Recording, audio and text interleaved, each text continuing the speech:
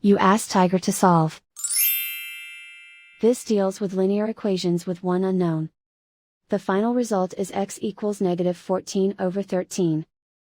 Let's solve it step by step. Simplify the expression. Group like terms. Simplify the arithmetic.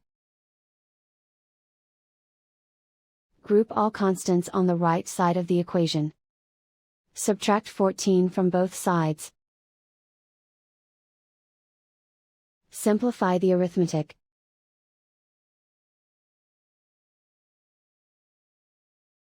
Isolate the x.